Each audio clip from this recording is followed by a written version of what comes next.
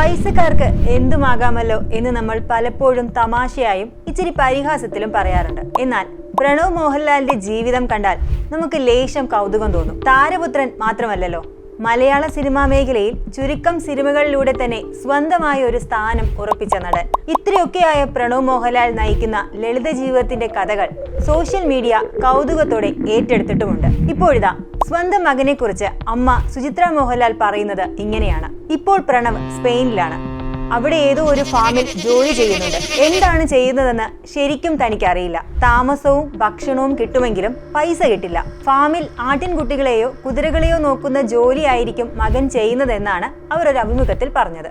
വർഷത്തിൽ 2 സിനിമയൊക്കെ ചെയ്യാമെന്ന് പ്രണവിനോട് താൻ പറയാറുണ്ടെന്നും അവൻ അത് കേൾക്കില്ലെന്നുമാണ് സുചിത്രയുടെ വാക്കുകൾ. എന്നാൽ വാശിയൊന്നുമില്ലാത്ത ഒരാളാണ് അപ്പു. അവൻ ഇഷ്ടമുള്ളത് എന്താണോ അത് ചെയ്യണമെന്നും ആ അമ്മ കൂട്ടിച്ചേർക്കുന്നുണ്ട്. ആഡംബര കാറുകളിൽ അനായാസം കറങ്ങി നടക്കാനാകുന്ന താരപുത്രൻ ചിലപ്പോൾ ബസ്സിൽ നമ്മുടെ തൊട്ടടുത്തിരുന്ന് യാത്ര ചെയ്തെന്ന് വരാം.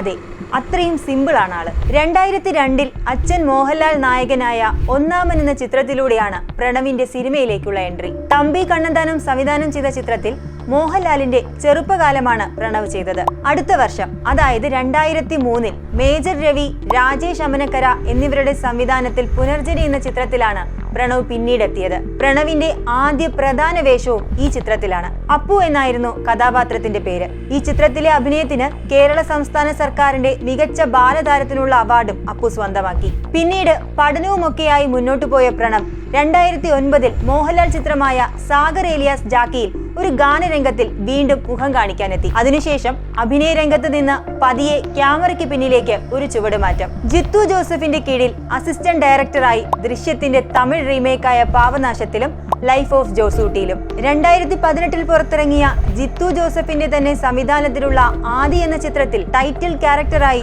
പ്രണവ് മലയാളികൾക്ക് മുന്നിലേക്ക് വീണ്ടും എത്തി. നായക വേഷത്തിലെത്തിയ ചിത്രത്തിൽ പ്രണവിന്റെ പെർഫോമൻസ് ശ്രദ്ധിക്കപ്പെട്ടിരുന്നു. പ്രണവിന്റെ പാർക്കോർ അഭ്യാസങ്ങളും ഏറെ കൗതുകത്തോടെയാണ് അന്ന് മലയാളികൾ ഏറ്റെടുത്തത്.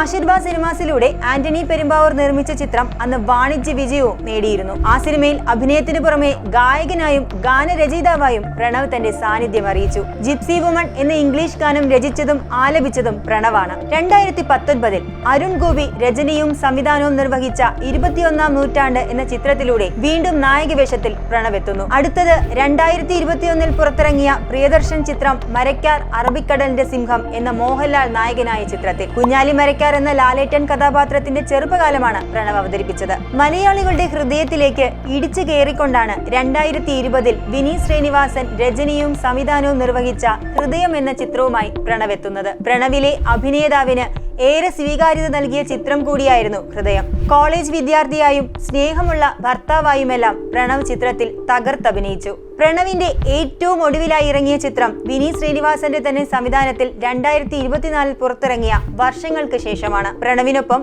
ധ്യാൻ ശ്രീനിവാസനും ചിത്രത്തിൽ ഒരു പ്രധാന വേഷത്തിൽ എത്തിയിരുന്നു. തന്റെ ഇഷ്ടങ്ങൾക്ക് പിന്നാലെയുള്ള യാത്രകൾക്കിടയിലും അച്ഛന്റെ പാത പിന്തുടർന്ന് മലയാള ജനമനസ്സുകളിലേക്ക് ഇറങ്ങിച്ചെല്ലാനുള്ള യാത്രയും പ്രണവ് നടത്തുന്നുണ്ട്. അമ്മ സുചിത്ര പറഞ്ഞതുപോലെ അപ്പു ഇഷ്ടമുള്ളത് ചെയ്യട്ടെ, അവൻ ആഗ്രഹിക്കുന്ന പോലെ യാത്രകൾ തുടരട്ടെ.